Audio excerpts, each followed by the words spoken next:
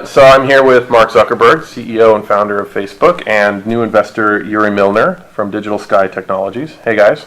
Hi. First of all, congratulations up to both of you. You've got some more money, Mark, and Yuri, you've got a piece of Facebook. How much do you own? So $10 billion valuation? 1.96%. 1.96%. Plus there'll be more when you buy common stock in a couple of months. Yes. Yeah. Depends, we'll see how much. Okay. Why did you invest in Facebook? It's a great business. You're comfortable with the $10 billion valuation? Absolutely. Yeah. And, I can repeat the reasons why. Basically, I think we have a very unique perspective on social networks monetization that other investors don't necessarily see. We see how social networks are being monetized in our part of the world, and we're just doing our math and coming up with the numbers that we feel very comfortable with going forward. So we don't really value this business on PE basis 2009.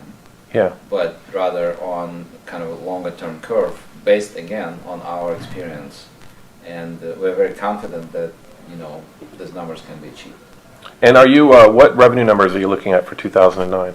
Well, we it's a question for Mark. We've done our due diligence, but I'm not sure I can disclose it. Is it 550 million, Mark? Is that what you're telling investors? Like anyone who's doing diligence on the company gets to see the forecasts. I mean, we've said three things about. I'm so confused about whether to look into the camera. Camera's best. Yeah, it works. Is it? Yeah. Mm-hmm. Okay, so we've said three things publicly about our finances for this year, and one is that we've been EBITDA profitable for 5 quarters. Another is that revenue is growing 70% year over year, at least, and that is we're really happy with, just given the economic climate. And then the third is that we expect that on our forecast we'll be cash flow positive in 2010 on the cash level that we had before doing this investment. So that really made it so that when we were thinking about doing this, we had a lot of optionality as to pick the partner that would be best for us, find the terms that would make the most sense for us. And a lot of the investments in the portfolio that Yuri and DST have were really attractive for us in terms of the insight and understanding that they have in the space. So you were just talking about this a bit, but it's really interesting how all of the different Russian social networks, which he has stakes in all of them, monetize in different ways, but all very effectively, right? So we're not looking at that and saying we want to do any of those specific models right now, but it is a very directional. It is an interesting directional indicator of how far we can expect things to scale. And I think, when coming up with the valuation analysis, I think that's why it was so simple for you to do. But that's kind of how we were thinking. Would you have paid a higher valuation? What was your top price? That's the question that you never ask after it's done. Because if I don't want to know the answer to that. Yes, but I'd love to know the answer to that. Are you a Facebook user? Yes. When did you create your account? It was not an extremely active account, but it will be more active now. Yeah, especially. You're going to be clicking those ads, yeah. And you have friends? I've been using more like local networks in Russia. Okay. But you're going to stop doing that as much. I will just use more. You're going to social network a lot more. Yeah. Yes.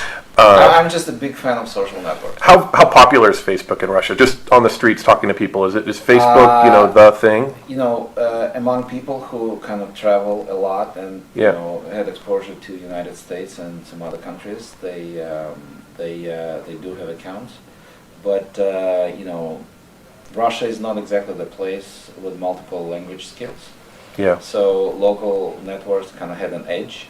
Mm-hmm. But I mean, going forward, it's not inconceivable that people will be members of 2 social networks. I mean, that's what we see in Russia. I mean, between our properties, I think about 30% of people just have multiple accounts, and they're not really migrating, which is interesting. How do you feel about that? People on 2 different social networks. Does that work for you? It's interesting and it's evolving pretty quickly, but sorry, I got to look at the camera now. Just do whatever's comfortable. Yeah, it's